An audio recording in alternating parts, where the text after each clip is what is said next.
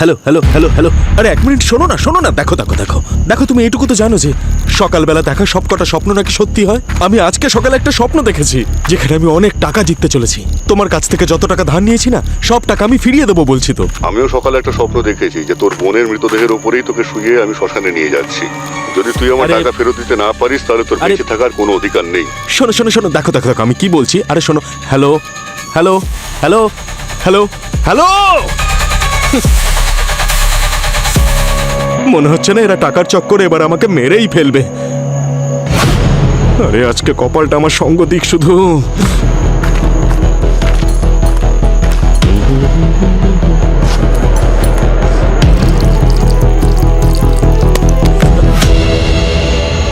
কে রে?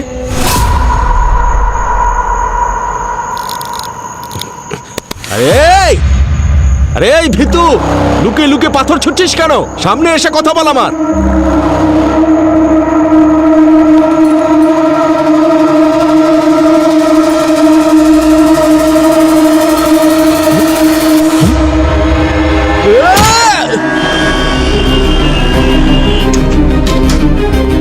চোখ না অন্য কিছু, আজকাল না মানুষের মধ্যে বুদ্ধিই নেই, সবার মাথাটা খারাপ হয়ে গেছে। আরে আরে আরে কীর্তিকা, দোলের তো এখনো অনেক দেরি। এই কাদা জল কে ছেটালো তোমার গায়ে? স্যার আপনারা জানেন না আমার সাথে সকাল সকাল কি হয়েছে। একটা ট্যাক্সি ড্রাইভার পুরো ফুল স্পিডে পুরো গাড়িটা নিয়ে চলে গেল, আর পুরো কাদা জলটা আমার গায়ে ছিটিয়ে গেল।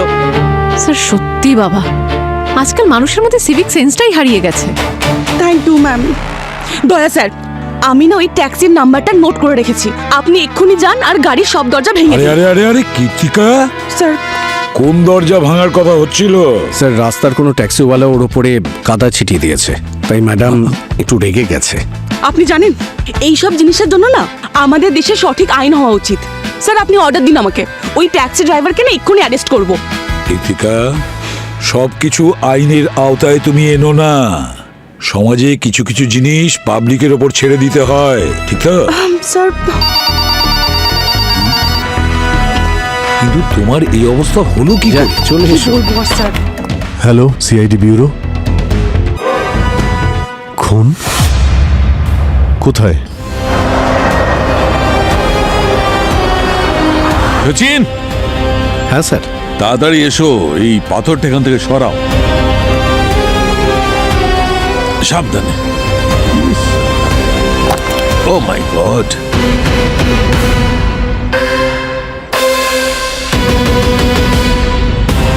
কর্মের ফল। মনে হচ্ছে রক্ত দিয়ে লেখা হয়েছে। স্যার হতে পারে খুনি এই সব ভিকটিমের রক্ত দিয়ে লিখেছে। ইউর রাইট শ্রেয়া, খুনি এর রক্ত দিয়ে এগুলো লিখেছে। কোনো পুরনো শত্রুতা মনে হচ্ছে। খুন করার পরেও সে শান্তি পায়নি, ওর রক্ত দিয়ে আবার এটাও লিখে গেছে কর্মের ফল।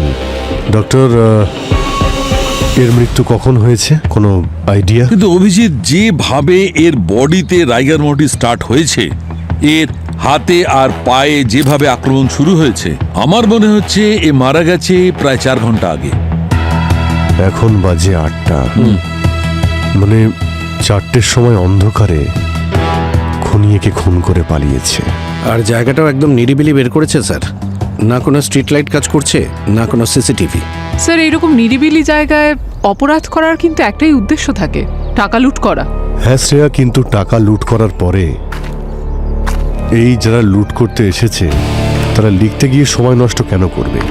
ওরা তো পালিয়ে যাবে। মৃত্যুর কারণ তো পার্সোনালি মনে হচ্ছে। তুমি একদম ঠিক বলছো অভিজিৎ, মৃত্যুর কারণ অন্য কিছু। এই দেখো, এর ওয়ালেট আর এই মোবাইল দুটোই একদম কিন্তু ঠিক আছে। টাকা তো রয়েছে, তার মানে হলো খুন লুট করার জন্য তো হয়নি। প্রবীণ, বয়স 41 বছর, অ্যাড্রেস তো এই এরিয়ারই। শ্রেয়া, এই অ্যাড্রেসটা গিয়ে দেখো তো ওখানে কেউ আছে কিনা। স্যার এই দেখুন স্যার, এই জুতোর ছাপটা ওদিকে গেছে।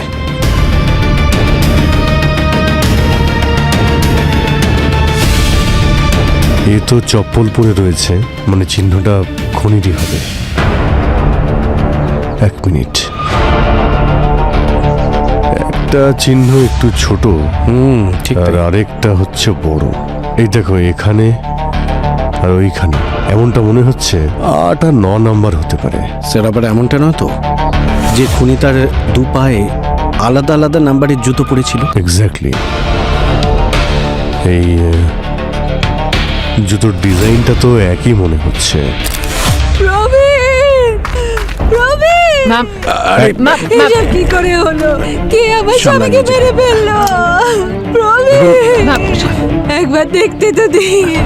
না না ম্যাম প্রবীণ। প্লিজ, ওনার মুখটা একেবারে মানে পুরোপুরি ড্যামেজ হয়ে গেছে, খুব খারাপ অবস্থা। আপনি নিজেকে সামলান। যে এই কাজটা করেছে তারও এরকম ভাবে মৃত্যু হবে, এমন ভাবে মরবে সে। আমার বাচ্চাদের কি হবে? আমার বাচ্চাদের কি হবে? Please, please, ma'am madam, ma'am please নিজেকে একটু সামলান। আর আচ্ছা এটা বলুন যে ভোর 4টের সময় এখানে কি করছিলেন উনি এই জায়গায়? আমরা তো গরিব লোক সাহেব, সকাল সকাল প্রতিবেশীদের গাড়ি পরিষ্কার করতো প্রবীণ, সেই দিয়েই তো আমার সংসার চলতো ম্যাডাম।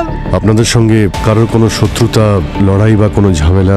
না না সাহেব, আমাদের সঙ্গে কারোর কোনো শত্রুতা নেই। এমন কি কর্ম করলো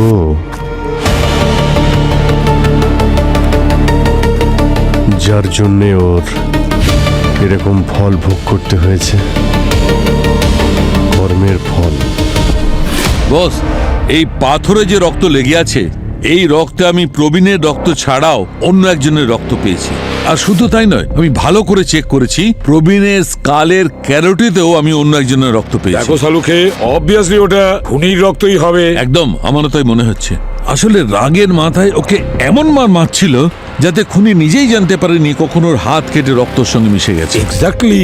তাহলে ডক্টর সালুকে অন্য রক্তটার ব্যাপারে বলুন যাতে আমরা খুনির কাছে পৌঁছতে পারি। তো একটা বিশেষ ব্যাপার জানতে পেরেছি, যে সেটা হচ্ছে এই রক্তে আমি এমন কিছু ওষুধের ট্রেস পেয়েছি যেগুলো মানুষের যখন কোনো মানসিক সমস্যা হয় তখন সেগুলো খেয়ে থাকে। তার মানে হলো আমাদের খুনি এমন যার মানসিক ভারসাম্য নেই। আর এটাও তো হতে পারে যে এই ওষুধগুলো প্রবীণ নিয়েছিল। যদি দুটো রক্ত মিশে থাকে তাহলে আমরা কি করে জানবো যে এই দুজনের মধ্যে ওষুধগুলো কে খেয়েছিল? না না, সেটা জানা গেছে। প্রবীণের ওয়াইফ আমাকে জানিয়েছে যে প্রবীণের সেরকম কোনো মেন্টাল প্রবলেম নেই। তার মানে হলো প্রবীণ ওই ওষুধটা নেয়নি, তার মানে এই রক্ত অবশ্যই খুনিরই হবে। ডক্টর সালুকে এই পাথরের ওপর আর ওই রক্ত দিয়ে লেখা হয়েছিল কর্মের ফল, তাতে আঙুলের চিহ্ন নিশ্চয় পাওয়া গেছে। হ্যাঁ, ওটা পাওয়া গেছে, ফিঙ্গারপ্রিন্টস পাওয়া গেছে, কিন্তু আমাদের প্রবলেম হচ্ছে আমাদের ফিঙ্গারপ্রিন্টের ডেটাবেসে ওটা ম্যাচই করছে না। অন্য কাউকে ধরে তার ফিঙ্গারপ্রিন্টস ম্যাচ করলে তখন জানতে পারা যাবে। স্যার, স্যার শহরে যতজন কাস্টমাইজ জুতো বানায় সবার সাথে কথা বলেছে, কিন্তু কিছু জানতে পারিনি। যদি জুতোর থেকে জানতে না পারি তাহলে রক্ত থেকে জানতে পারবো। হ্যাঁ ডক্টর সালুকে, আপনি ওই মেডিসিনের নামটা লিখে দিন না, কারণ এরকম মেডিসিন তো কোনো প্রেসক্রিপশন ছাড়া কেউ দেবে না। হ্যাঁ, একদম ঠিক। কোনো সাইকিয়াট্রিস্ট লিখে না দিলে এই ওষুধ পাওয়া অসম্ভব। আমি এখনই লিখে দিচ্ছি। তাহলে একটা কাজ করো, শহরে যতগুলো ফার্মেসি আছে, যতগুলো ডক্টরস ক্লিনিক আছে, সব জায়গায় গিয়ে খোঁজ নাও যার হাতে এই ধরনের আঘাত ছিল, এই জাতীয় ওষুধের প্রয়োজনে এসেছিল কি না। Excuse me. ইয়েস, এটা দেখে একটু বলুন তো, এই ওষুধ আপনার থেকে কেউ নিয়েছিল কিছুদিন আগে? না স্যার। আমাকে আপনাদের দোকানের সমস্ত ওষুধের লিস্ট একবার চেক করতে হবে। ঠিক আছে ম্যাম, আপনি দেখে নিন। আচ্ছা, প্রেসক্রিপশন ছাড়া আপনি কাউকে ওষুধ দেন না তো? না ম্যাম। আচ্ছা, আজকে কি এমন কোনো পেশেন্ট এসেছিল যার হাতে লেগেছে বা তার আঙুল থেঁতলে গেছে? না, এখানে তো কেউ এখনো পর্যন্ত আসেনি। আসেনি? না। থ্যাংক ইউ ভেরি ঠিক মাচ। আছে। স্যার, আপনার কি মনে হয় যে এই গায়ত্রীর অ্যাঙ্গেলটা এক্সপ্লোর করা উচিত? প্রবীণের স্ত্রী গায়ত্রী কেন? স্যার, দেখা গেছে যে আজকাল অনেক কেসেই স্বামী স্ত্রী নিজেদের মধ্যে, মানে তুমি মনে করছো যে প্রবীণকে খুন তার স্ত্রী করেছে? স্যার যদি কোনো সলিড মোটিভ থাকে তাহলে হতেই পারে। দয়া, এই গায়ত্রীর পুরো ব্যাকগ্রাউন্ডটা ভালো করে চেক করো, হতে পারে হয়তো আমরা কিছু পেয়ে যাব। কি হলো অভিজিৎ, কিছু পেলে? না, এখনো তো তেমন কোনো প্রমাণ আমি পাইনি, কিন্তু মেডিসিন শপ আর সাইকিয়াট্রিস্ট আর জুতোর দোকানে জিজ্ঞাসাবাদ করা হচ্ছে। চিন্তার বিষয় যে এই খুনি কলার উল্টে সারা শহরে ঘুরছে। এরকম চলতে থাকলে তো অন্যেরও বিপদ হতে পারে। হ্যালো, আরো একটা খুন কোথায়?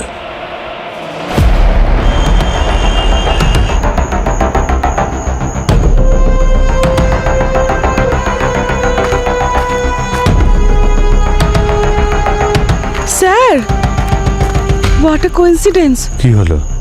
এটা সেই ট্যাক্সি ড্রাইভার যে আমার উপর কাদা ছিটিয়েছিল। Are you sure?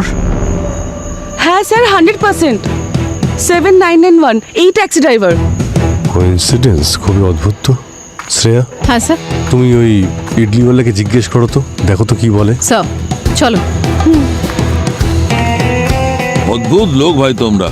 না নিজে নিশ্চিন্ত হও না অন্যকে নিশ্চিন্ত হতে দাও। একটা কেস এখনো সলভ হলো না, আর একটা কেসের ফাইল তোমরা খুলে ফেললে। এসব কিছু আমাদের হাতে থাকে না স্যার। এর মৃত্যুর কারণটা তো বুঝে গেছি। গলা টিপে মারা হয়েছে। দারুণ ব্যাপার অভিজিৎ, খুব বুদ্ধিমান হয়ে গেছে ও আমাদের সঙ্গে থেকে থেকে। যা শিখেছি সব তো আপনার কাছ থেকেই। আমার থেকে?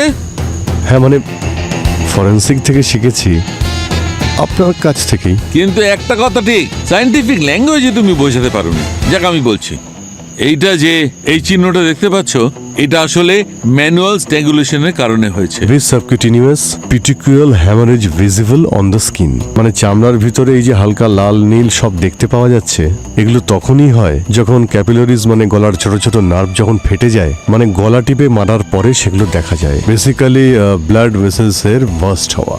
কেমন বললাম স্যার? এমন বললে যে মনে হচ্ছে কাজকর্ম ছেড়ে দিয়ে আমার সন্ন্যাস নিয়ে নেওয়া উচিত, কারণ ফরেন্সিকে আমার কোনো কাজ নেই, তুমি সামলাতে পারবে বস। আরে না না স্যার, কি করছেন কি স্যার? স্যার না, না, এরকম তুমি বলবেন না। আরে করতে স্যার আমার কথা শুনুন, আমি তো শুধু আইডিয়া করছিলাম স্যার। আসল কাজটা আপনাকেই করতে হবে ডক্টর সালুখে। কিন্তু একটা কথা বলি, তুমি কিন্তু আন্দাজটা প্রায় তুমি ঠিক করেছো 90%। আচ্ছা, কিন্তু ভাই এই 10% তো এই ডক্টর সালুখেই বলতে পারবেন। এসব বলছি। দেখো ভাই, এই যে এর এই ছোট ছোট লাল লাল চিহ্ন দেখছো না, এটা আসলে লাল রঙের ডাই। লাল রঙের ডাই? হ্যাঁ, আমার মনে হচ্ছে খুনি লাল কাপড় দিয়ে একে শ্বাসরোধ করে মেরেছে। এটা তারই চিহ্ন।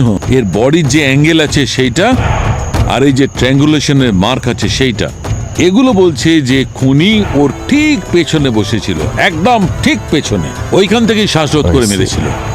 কি দারুণ বললেন স্যার। ডক্টর, এইভাবেই আপনি একের পর এক জিনিসগুলো বলতে থাকুন, আর আমরা খুনিদের চটপট ধরতে থাকি।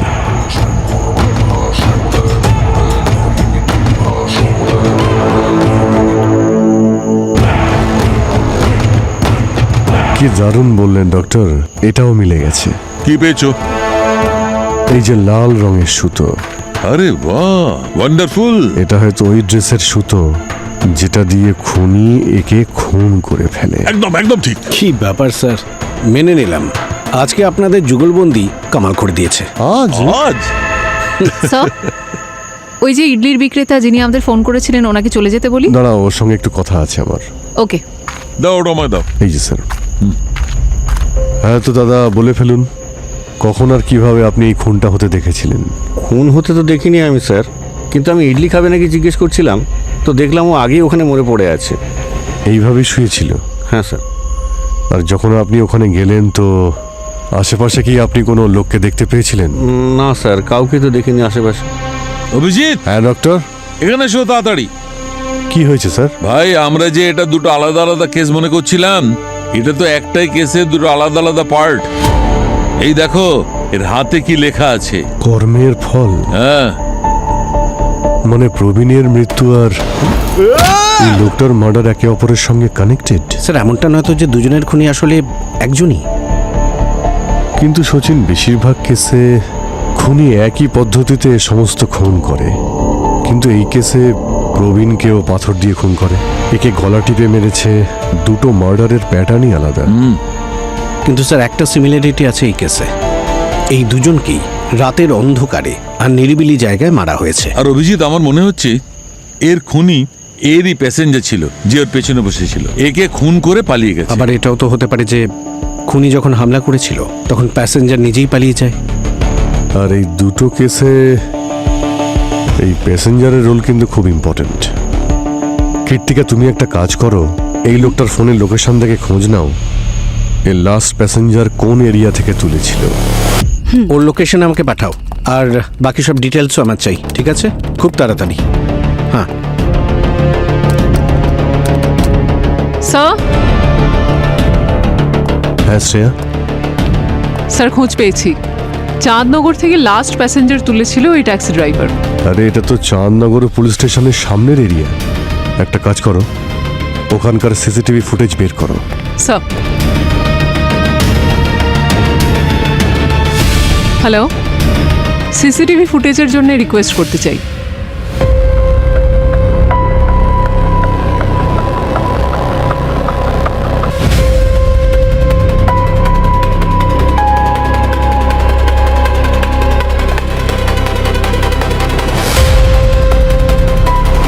স্যার, আমি ওনাকে চিনি। উনি পুলিশ কনস্টেবল শকুন্তলা। খুন হওয়ার আগে ট্যাক্সিতে বসেছিল। ইনি কি লাস্ট প্যাসেঞ্জার ছিল নাকি? স্যার, ও যেহেতু পুলিশ কনস্টেবল, তাই খুনির বলাতে নিশ্চয়ই ও পালিয়ে যাবে না ক্রাইম সিন থেকে। No chance sir. উনি নিজের ডিউটির ব্যাপারে ভীষণই ডেডিকেটেড। নিজের প্রাণের সংকট থাকলেও উনি ট্যাক্সি ড্রাইভারের ক্ষতি হতে দিতেন না। দুটো জিনিস হতে পারে, হয় হয় ট্যাক্সি ড্রাইভারকে ওই খুনির হাত থেকে বাঁচায়নি, বা হয়তো এ নিজেই খুনি। স্যার, এটাও তো হতে পারে যে ওই ট্যাক্সি ড্রাইভার ওনাকে মাঝ রাস্তায় নামিয়ে দিয়েছিল, কিন্তু মিটারটা অন ছিল। কিন্তু খুন লাল কাপড় দিয়ে হয়েছে স্যার, আর এই ওড়নাটাও ওনার লাল।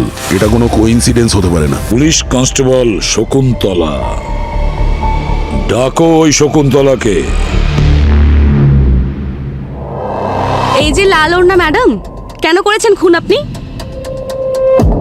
আমি কোনো খুন করিনি। মিথ্যে। তোমার বাড়ি থেকে এই লাল ওড়না পাওয়া গেছে। এই ফাইবার ওই কাপড়ের সঙ্গে ম্যাচ করছে যা দিয়ে ওই ড্রাইভারকে খুন করা হয়েছে।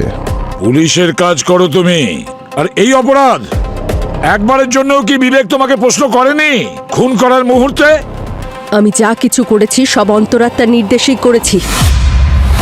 ঠিক যেই রকম পুলিশের ডিউটি আমার কর্তব্য, ঠিক সেই রকম এটাও আমার কর্তব্য। একজন নির্দোষকে খুন করে ফেলাটা তোমার কর্তব্য? ও নির্দোষ ছিল না, গাড়ি পেয়েছে বলে এমন ভাবে গর্বের সঙ্গে গাড়ি চালাচ্ছিল যেন হাওয়াই জাহাজ চালাচ্ছে। তুমি ওকে এই কারণে মেরে দিলে কারণ ও জোরে গাড়ি চালাচ্ছিল বলে? জোরে না, খুব জোরে। আর ও সিগন্যাল ব্রেক করেছিল, ড্রাইভ করতে করতে ভিডিও করছিল। যদি ওর গাড়ির নিচে এসে কেউ মরে যেত, সে হতো নির্দোষ। ও তো পাপী ছিল, যাকে আমি শেষ করে দিয়েছি। উপরওয়ালার নির্দেশ ছিল জঞ্জাল পরিষ্কার করার। এর মানসিক অবস্থা থেকে তো ঠিক মনে হচ্ছে না স্যার। এবার সেই মেডিসিন নিচ্ছে না তো, যার কথা ডক্টর সালুকে বলেছিলেন? শকুন্তলা, তোমার হাত দেখাও, হাত দেখাও। উপরে রাখো, টেবিলের ওপরে।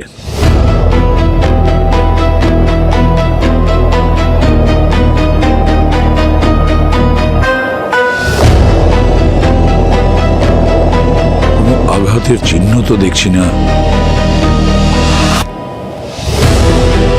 ওই ট্যাক্সিওয়ালার হাতে কর্মের ফল তুমি লিখেছিলে না?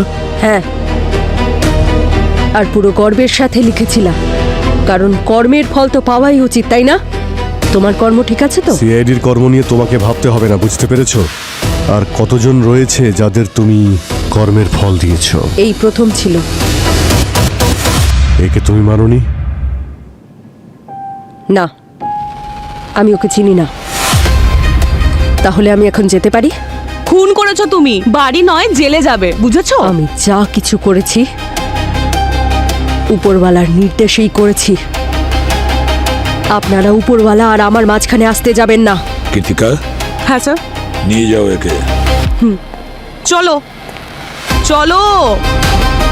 উপরওয়ালা নির্দেশ করেছে, প্রত্যেকে শাস্তি পাবে। স্যার, ইনি তো এমনিতেই খুব আনস্টেবল মনে হচ্ছে।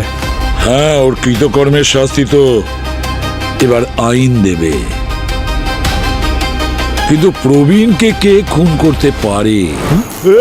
প্রবীণকে যে মেরেছে সেও ওই জায়গাতে গিয়ে সেটাই লেখে কর্মের ফল। কে হতে পারে?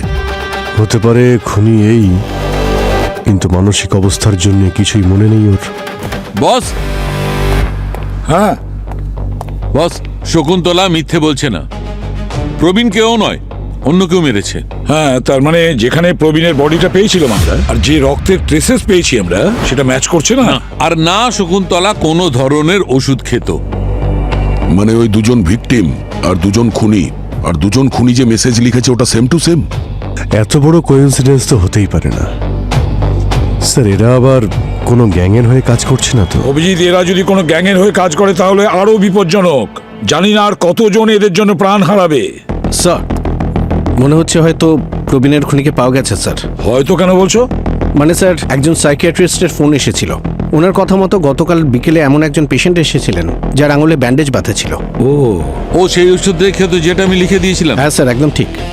নাম হলো অর্চিত, আর স্যার ও প্রফেশনালি একজন গ্রাফিক ডিজাইনার। অভিজিৎ, তাহলে দেখা করো তো ওই গ্রাফিক ডিজাইনারের সঙ্গে। জানা তো যাবে যে কর্মের ফলের আর কটা পোস্টার সে বানিয়েছে। স্যার, অর্চিত।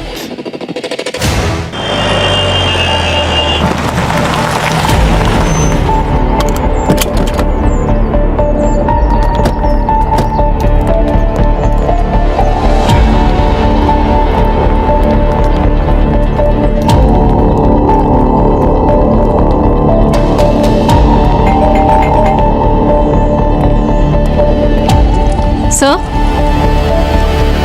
স্যার একটা জুতো 7-এর আর একটা 8 নম্বরের। স্যার, ডিজাইনও সেম। মানে এই অর্চিতই প্রবীণকে খুন করেছিল।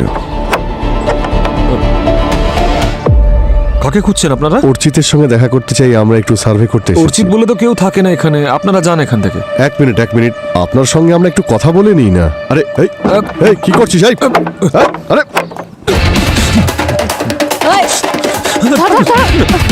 কোথায় বলেন?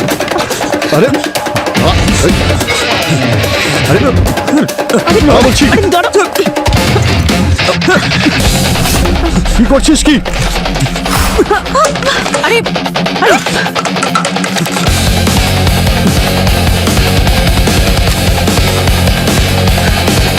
গুলি চালিয়ে দেবো। ছুরি নিচে দেখ, আমি কিন্তু বলছি গুলি চালিয়ে দেবো। নিচে রাখ, নিচে রাখ। আমার কাছে আসবেন না, নাহলে ভালো হবে না।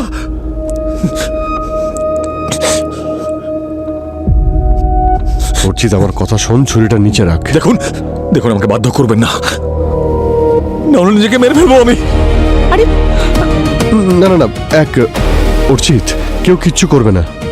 গান নিচে রাখো। আমরা এখানে শুধু কথা বলতে এসেছি। হয়তো জীবনের শেষটা এভাবেই হওয়ার ছিল, কারণ ওপরওয়ালার অনুমতি ছাড়া একটা পাতা পর্যন্ত নড়তে পারে না। এটা কি করছিস কি অর্চিত? একটা কথা বলতো আমাকে, তুই প্রবীণকে কেন মারলি? যাতে ও নিজের কর্মের ফল পেতে পারে। ওপরওয়ালা নির্দেশ দিয়েছেন জঞ্জাল পরিষ্কার করতে, কিন্তু ওকে মেরে তো আমি নিজেই পাপী হয়ে গেছি। তাই আমায় নিজের কর্মের ফল ভোগ করতেই হবে। না না না, দেখ অর্চিত, অর্চিত, অ্যাম্বুলেন্সে ফোন করো তাড়াতাড়ি। সরি স্যার, একে জীবিত আপনার কাছে নিয়ে আসতে পারলাম না। আরে অভিজিৎ, তুমি তোমার মতন চেষ্টা করেছো, তাছাড়া ওর তো মানসিক অবস্থা ঠিক ছিল না। আরে সালুকে কোথায় গেল? দেখো, আবার ভেতরে ঘুমিয়ে পড়েনি তো? দেখছি, দেখো তো একটু। স্যার, স্যার আপনি কি ঘুমিয়ে পড়লেন নাকি? হয়ে গেছে মনে হচ্ছে। কি হয়েছে? না না স্যার, ওয়েট করছি। ওয়েট করলে কি, আমি তো কাজ করছি। ছিলাম তুমি ঘুমিয়ে পড়েছো। না, কেন আমি ঘুমিয়ে পড়বো? আর ল্যাবে কেউ ঘুমায়? সে তো সেই জন্য। এক মিনিট, এটা 100% কনফার্ম যে ওই অর্চিতই হচ্ছে প্রবীণের খুনি। ওই পাথরে পাওয়া স্যাম্পলের সঙ্গে এর স্যাম্পল ম্যাচ হয়ে গেছে, আঙুলের চিহ্ন আর রক্ত। স্যার, এটা তো অর্চিত মারা যাওয়ার আগেই স্বীকার করে নিয়েছিল। ভাই, আমি এটা সায়েন্টিফিক্যালি প্রুভ করে বলছি। ডক্টর সালুকে ঠিক আছে, ওই দুজন ভিকটিমের খুনি তো ধরা পড়েছে, প্রবীণের অর্চিত আর ওই ট্যাক্সি ড্রাইভারের শকুন্তলা। কিন্তু এখনো একটা রহস্য থেকেই যাচ্ছে যে এই দুটো কেস একে অপরের সাথে কানেক্টেড নয় তো? আছে দয়া, কানেক্টেড আছে। কর্মের ফল, এটা কোইন্সিডেন্ট নয়, এটাই কানেকশন। স্যার শকুন্তলা ট্যাক্সি ড্রাইভারকে গাড়ি জোরে চালাচ্ছিল বলে মেরে ফেললো। হতে পারে অর্চিত ও প্রবীণের খুন এরকমই কোনো কারণের জন্য করেছে। কিন্তু শ্রেয়া ম্যাম ওর কাছে তো গাড়িই ছিল না। গাড়ি নেই তো হয়তো এ আরো কিছু ভুল কাজ করেছে যেটা ওর করা উচিত হয়নি। যেমন স্যার? যেমন রাস্তাঘাট নোংরা করা, রাস্তায় থুতু ফেলা, প্রস্রাব করা। ডক্টর, ওখানে ক্রাইম সিনে আপনি থুতু বা ইউরিনের কোনো ট্রেস পেয়েছিলেন হ্যাঁ নাকি? ছিল তো, ওই দেওয়ালে যেখানে ওই লেখাটা ছিল তার ঠিক নিচে। মানে ডক্টর সালুকে ওদের খুন এই কারণেই হয়েছে যে ওদের কোনো সিভিক সেন্স ছিল না। একজন গাড়ি জোরে চালাতো, আর একজন যে কোনো জায়গায় থুতু ফেলতো, টয়লেট করে দিত, তাই তো? হ্যাঁ, খুনের প্যাটার্ন দেখে তো তাই মনে হচ্ছে, কিন্তু হতে পারে যে অন্য কোনো কারণ আছে যেটার কারণে এটা হয়েছে। স্যার, আমি শকুন্তলাকে অর্চিতের ছবি দেখালাম। দেখা করা তো দূরের কথা, ও তো বলছে ওকে চেনেও না। স্যার, দুজনেই বলেছে কর্মের ফল, কর্মের ফল তো পাওয়াই উচিত, তাই না? যাতে ও নিজের কর্মের ফল পেতে পারে। আর দুজনেই বলেছে ওপরওয়ালার নির্দেশ। উপরওয়ালার নির্দেশ ছিল। ওপরওয়ালা নির্দেশ দিয়েছেন জঞ্জাল পরিষ্কার করতে। দুজনে একটা লাইনই বলেছে, কোনো না কোনো কানেকশন তো অবশ্যই আছে।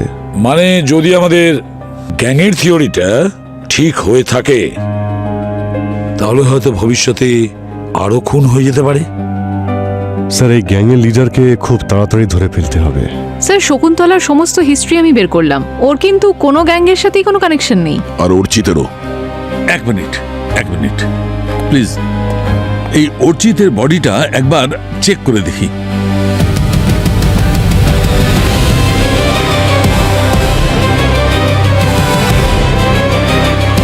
দয়া স্যার, আপনি বলুন না আমরা এক্স্যাক্টলি কি খুঁজছি।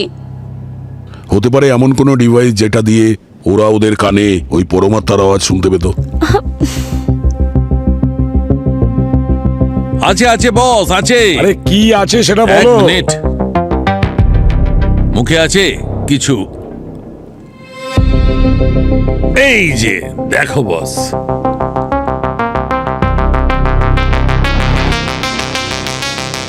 এই দেখো বস, জানা যাবে এটা কি।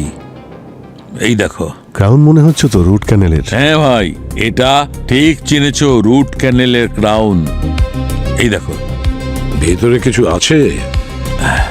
এর ভেতরে কি আছে সেটা দেখতে হবে। দয়া, এক মিনিট ধরো।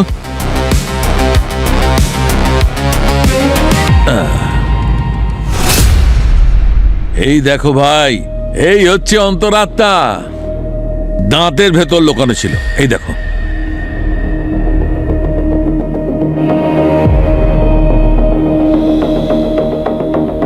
এটা তো মাইক্রোচিপ অভিজিৎ, দাঁতে ফিট করা ছিল। এটা কিরকম চিপ ডক্টর? অভিজিৎ, এটা মাইক্রো ট্রান্স রিসিভার, যেটা কোনো রেডিও ফ্রিকোয়েন্সির সঙ্গে কানেক্ট আছে। তার মানে অপরাধী রেডিও সিগন্যালের দ্বারা এদের কাছে খবর পাঠাতো, আর এরা ওটাকে পরমাত্মার আওয়াজ ভেবে ফলো করতো। এক্স্যাক্টলি দয়া, এর কান ওই রেডিও ফ্রিকোয়েন্সিটাকে সাউন্ডের মতো ডিটেক্ট করতো, আর এর বডির টেম্পারেচার থেকে আর এর জয়ের মোশন থেকে এই চিপ এনার্জি পেত। এত ব্রিলিয়ান্ট ইঞ্জিনিয়ারিং এর মস্তিষ্ক অপরাধের পথে এগিয়ে চলেছে। সালুকা স্যার, যখন প্রথমবার আপনি অটোপসি করলেন এই জিনিসটা মিস করে গেলেন কি করে? সেটাও ওই খুনির চালাকির কারণে। ও এই চিপটাকে লেড দিয়ে কভার করে রেখেছে। ও, ডিটেক্টই করা যায়নি কোনো এক্সরে দিয়ে। এই চিপটা কাস্টমাইজড। ও তার হিসেব অনুযায়ী নিজের ডিজাইনে নিজের সুবিধা অনুযায়ী বানিয়েছে। এক্স্যাক্টলি বস। আর যদি এই দুটো কেসের মধ্যে কোনো কানেকশন থাকে তবে ওই শকুন্তলার দাঁতের মধ্যেও এইরকম একটা চিপ থাকতে হবে।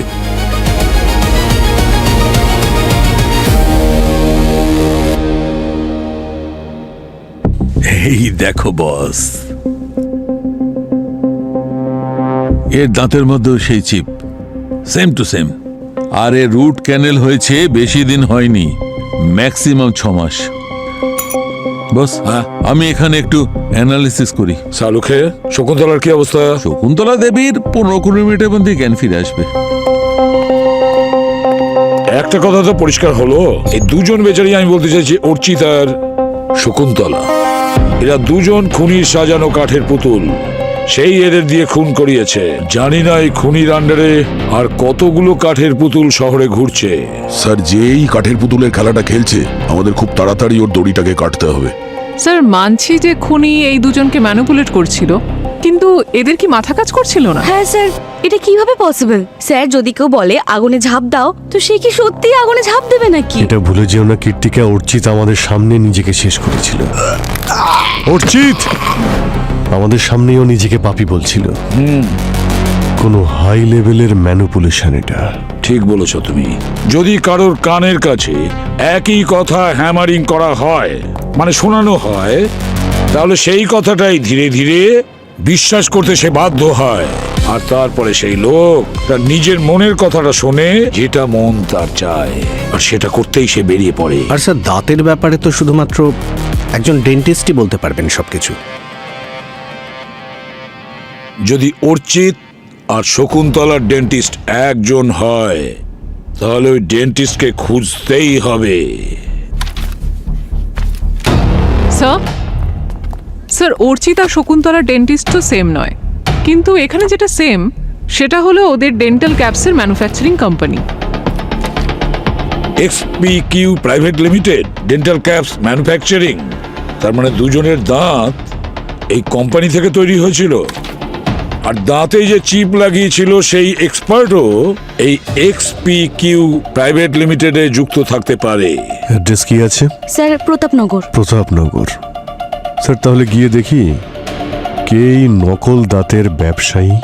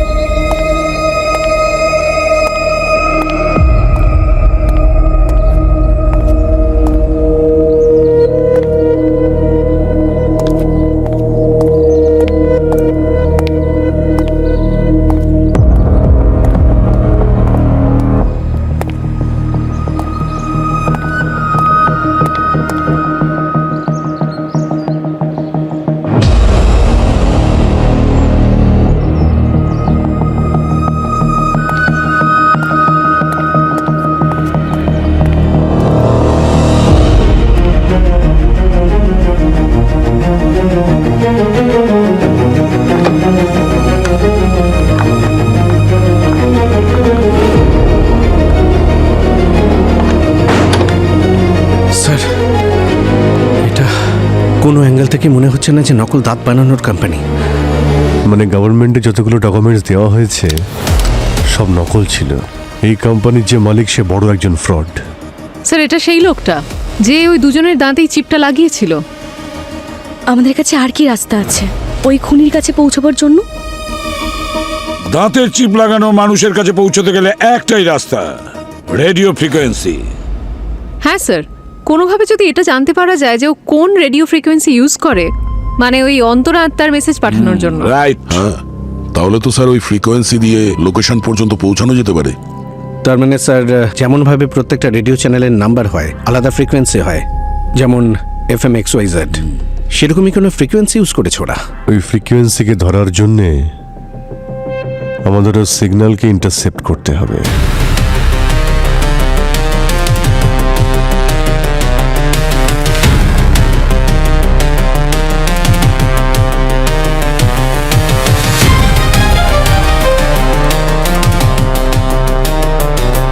আই হোপ শালুকে ওই চিপ লাগানো দাঁতটা ঠিক আগের মতোই ফিট করেছে শকুন্তলার মুখে।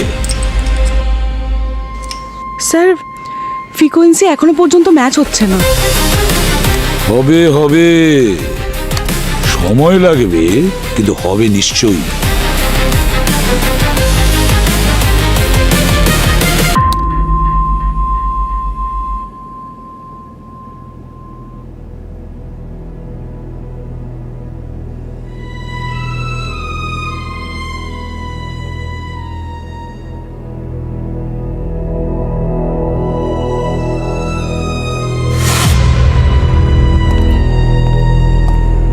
এর বডি ল্যাঙ্গুয়েজ চেঞ্জ হয়ে গেছে স্যার, পজেস হয়ে গেছে। ফ্রিকোয়েন্সি চেক করো। হ্যাঁ স্যার।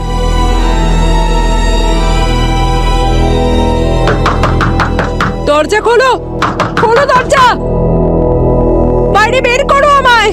ওপরওয়ালার নির্দেশ আছে, আমাকে জঞ্জাল পরিষ্কার করতে হবে। বের করো আমায়। স্যার স্যার ফ্রিকোয়েন্সি পেলাম 213.972 মেগাহার্টজ। ফ্যান্টাস্টিক। এবার এই ফ্রিকোয়েন্সিটা ধরে আমরা এই শকুন্তলার ভগবান পর্যন্ত পৌঁছে যাব, যেখান থেকে ও ব্রডকাস্ট করছে।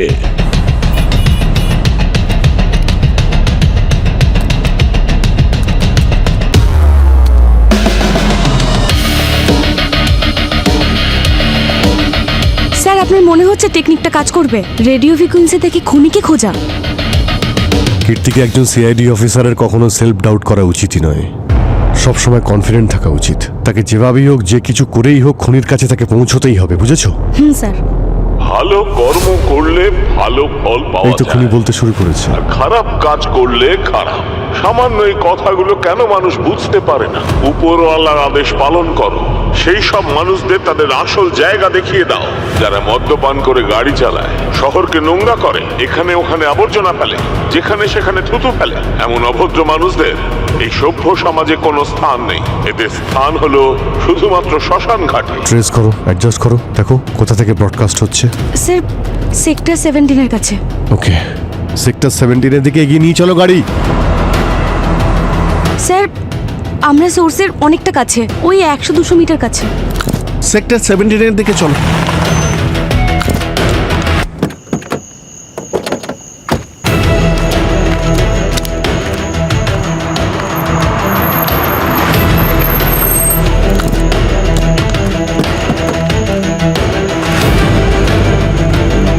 সাবধানে, জানি না এখানে ভিতরে কতজন আছে আর কত অস্ত্র আছে।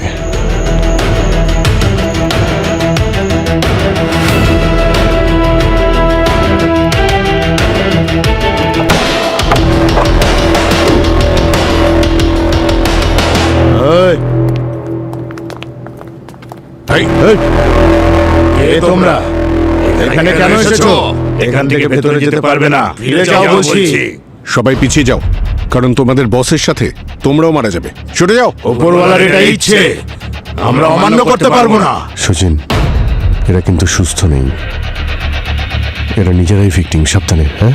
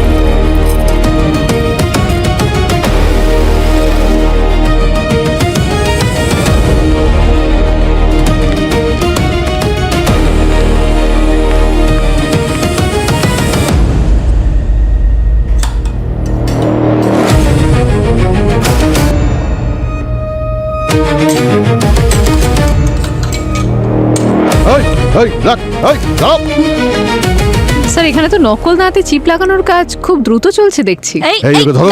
এই কোথায় যাচ্ছ? এদিকে এসো। চলো। ওকে তাড়াতাড়ি হসপিটালে পাঠানোর ব্যবস্থা করো।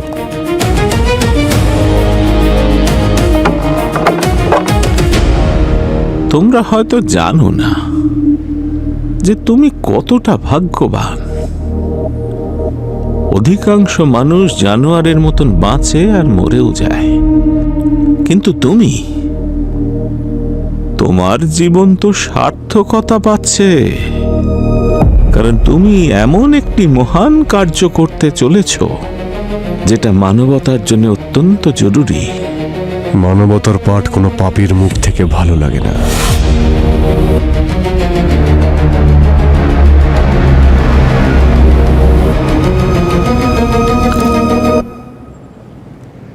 আমার ছোট্ট এই দুনিয়াতে আপনাদের স্বাগত। এই যে হ্যালো আঙ্কেল, এখানে আমরা আতিথেয়তা নিতে আসিনি। এই যে আপনার সব গেম আছে না, এগুলো সব বন্ধ করুন।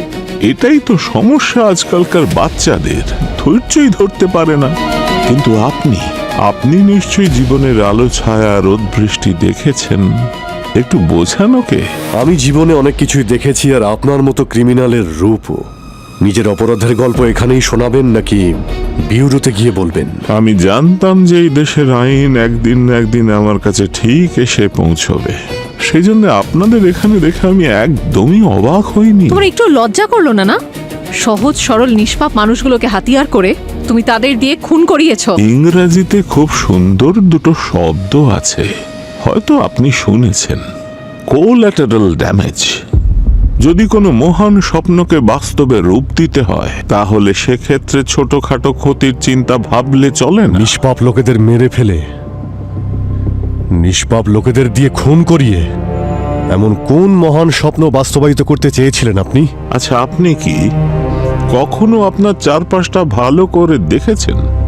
চোখ, কান, নাক, ফুল, সব ক্ষেত্রেই দুর্গন্ধ। আমি ভুলে গেছি যে সুগন্ধ ঠিক কি। আমি বুঝতে পারি না পরিষ্কার কাকে বলে। সর্বত্র পাপ ছড়িয়ে, এমনকি যে পুণ্যকেও পাপের সাহায্য নিতে হচ্ছে এই দেশকে বাঁচানোর জন্য। তাহলে কি এটাই উপায় মানুষকে সিভিক সেন্স শেখানোর? শুনছেন, আপনি একজন সিআইডি অফিসার, কি একটি সাধারণ মেয়েকে জিজ্ঞেস করুন যে সে রাতের অন্ধকারে রাস্তায় বেরোনোর জন্য কি সুরক্ষিত? জবাব পাবে না। স্থানে স্থানে মানুষ নিয়ম ভাঙছে, রেড সিগন্যালেও গাড়ি থামায় না, রাস্তাঘাটে থুথু ফেলছে, দেওয়ালের গায়ে প্রস্রাব করছে।